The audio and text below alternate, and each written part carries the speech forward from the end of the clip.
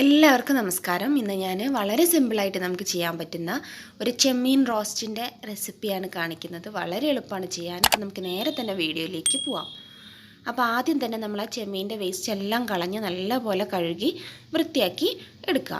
അതിലേക്ക് ആവശ്യത്തിനുള്ള കുറച്ച് മഞ്ഞൾപ്പൊടി ചേർത്ത് കൊടുക്കുക. അതുപോലെ തന്നെ നിങ്ങൾക്ക് എരിവിന് ആവശ്യമായിട്ടുള്ള ഏകദേശം ഒരു ടേബിൾ സ്പൂണോളം മുളക് പൊടി ചേർത്ത് കൊടുക്കുന്നുണ്ട്. അതുപോലെ തന്നെ ഒരു 1/2 ടീസ്പൂൺ കുരുമുളകിൻ്റെ പൊടിയും കൂടെ ചേർത്ത് കൊടുക്കുന്നുണ്ട്. പിന്നെ കുറച്ച് ഉപ്പും കൂടെ ചേർത്തിട്ട് ഇത് നല്ലപോലെ ഒന്ന് ആ ചെമ്മീനിലേക്ക് തേച്ച് പിടിപ്പിച്ചിട്ട് നമ്മൾ ഒരു അരമണിക്കൂർ നേരം മാറ്റി വയ്ക്കാം. അപ്പോൾ കറക്റ്റായിട്ട് ആ മസാലയൊക്കെ അതിനകത്തേക്ക് ഒന്ന് പിടിച്ചോളും. ഇനി നമ്മളിത് എണ്ണയിൽ ഒന്ന് ഫ്രൈ ചെയ്ത് എടുക്കണം. അപ്പോൾ ഈ ചെമ്മീനെല്ലാം തന്നെ നമ്മൾ എണ്ണയിൽ ഒന്ന് ഫ്രൈ ചെയ്തെടുക്കുക. ഓവറായിട്ട് ഫ്രൈ ആവേണ്ട ആവശ്യമൊന്നും ഇല്ല. ഇപ്പോൾ ഈ ചെമ്മീനെല്ലാം തന്നെ ഇവിടെ ഫ്രൈ ചെയ്തെടുത്തിട്ടുണ്ട്. ഇനി അതിന് വേണ്ടിയിട്ടുള്ള മസാല തയ്യാറാക്കുകയാണ് വേണ്ടത്. അപ്പോൾ അതിന് വേണ്ടിയിട്ട് ഒരു പാത്രത്തിലേക്ക് കുറച്ച് എണ്ണ ഒഴിച്ചതിന് ശേഷം അതിലേക്ക് 1 ടീസ്പൂൺ ഇഞ്ചി, വെളുത്തുള്ളി, അതുപോലെ തന്നെ പെരുംജീരകം ഇത്രയും ചതച്ചത് ചേർത്ത് കൊടുക്കുക.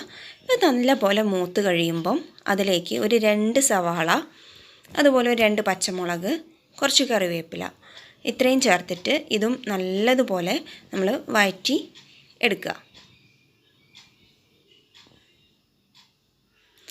ഈ സവാള നല്ലതുപോലെ വഴന്നതിന് ശേഷം നമ്മളതിലേക്ക് ഒരു തക്കാളി അരിഞ്ഞത് ചേർത്ത് കൊടുക്കുക. അതും നല്ലതുപോലെ തന്നെ വഴറ്റി എടുക്കുക.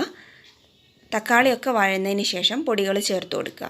ഇവിടെ ചേർത്തിട്ടുള്ളത് ഒരു 1/4 ടീസ്പൂൺ മഞ്ഞൾപ്പൊടിയും, 1 ടീസ്പൂൺ മുളക് പൊടിയും, 1/4 ടീസ്പൂൺ കുരുമുളക് പൊടിയും, ഒരു 1/4 ടീസ്പൂൺ ഗരം മസാലയാണ് ചേർത്തിട്ടുള്ളത്.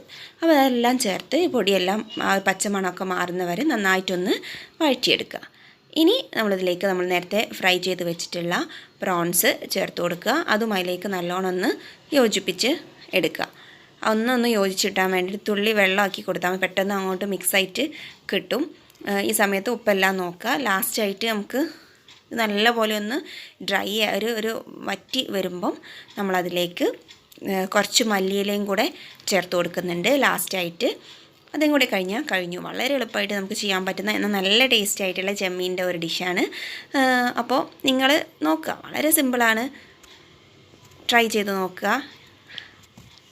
ഇഷ്ടപ്പെട്ടിട്ടുണ്ടെങ്കിൽ നിങ്ങൾ തീർച്ചയായിട്ടും ലൈക്ക് ചെയ്യാനും സബ്സ്ക്രൈബ് ചെയ്യാനും മറക്കരുത്. വീഡിയോ മറ്റുള്ളവർക്ക് ഷെയർ ചെയ്യുകയും കൂടെ ചെയ്യാം. Thank you.